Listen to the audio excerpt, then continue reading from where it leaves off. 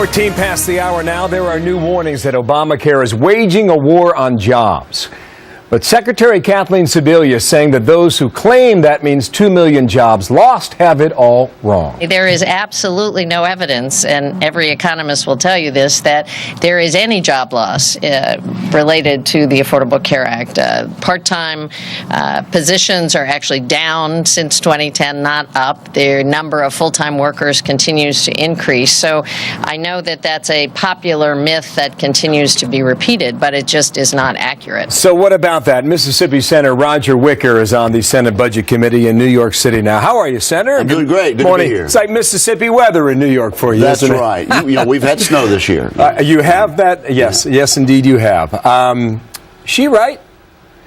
Well, this is the lowest labor participation rate since the Jimmy Carter years, when, of course, the American people soundly rejected him and put Ronald Reagan in to turn things around. No, we want people to stay in the workforce. And the fact that they predicted some 1/3 of that number, now it's 2.5 million people will voluntarily choose not to participate in the workforce. That's a bad statistic. So square that logic with what we just heard now. Reading from Politico, CBO report said the health care law will cause Americans to cut their work hours, equating to 2 million fewer jobs in 2017.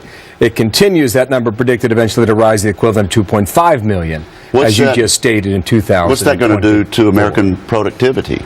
It's going to go down. We want more people in the workforce, and of course, the only reason that the unemployment rate is as favorable as it sounds, around 8 or a little less, is because fewer and fewer people are even trying for a job. What this report says is that another 2.2 million people will quit trying for a job.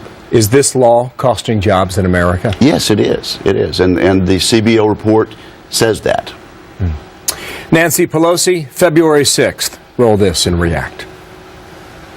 We want people to have the freedom to be a writer, to be a photographer, to make music, to paint. People would no longer be job locked by their policy, but have the freedom to follow their passions. So what she's arguing is that this law actually creates more freedom for Americans. What do you think of that?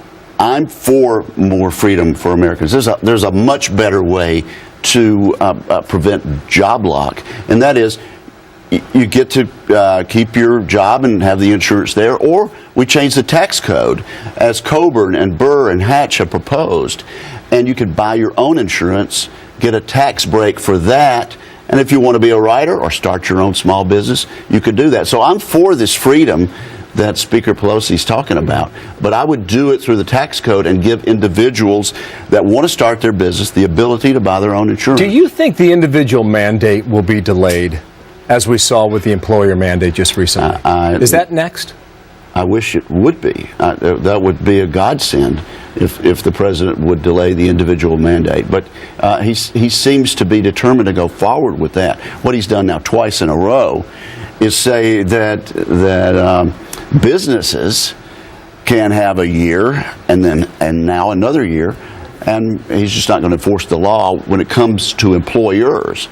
But the little guy out there is going to be required to follow the law. So the president seems to have this imperial presidency idea that he can pick which laws he likes and which laws he doesn't, and enforce the ones that suit him at the time. He signed Obamacare. And now he's saying, well, this portion deserves yet another year of exemption for the business folks, just but not for the little guy. One more point on this. Krauthammer writes in the Washington Post, quoting now on screen for viewers, conservatives have been warning about this for 5 years. This is not rocket science. Both the voluntary and forced job losses were utterly predictable. Pelosi insisted we would have to pass the law to know what's in it. Now we know, end quote. Right. Well, what Pelosi and the president says this would be less than 1 million people would choose to voluntarily leave because of this entitlement law. Turns out now that figure is 3 times as large. But also, look, this is not working from a technical standpoint with the website, with the sign-ups. It's also not working from a human standpoint. People who have chronic diseases, who've depended on a doctor for years and years are now being told, you're not going to keep your own doctor. You got to find somebody else. This is devastating news to somebody who has multiple sclerosis, for example, and they're told that the doctor that has taken care of them for years and years is not available to them because of this new law, which was supposed to help people at the human level. So, it's a disaster from the point of human suffering. Senator, I appreciate your time, and we will see what comes on this next. Glad to be with you. Appears to be anybody's guess. Roger Wicker, thank you from Mississippi. Thank you.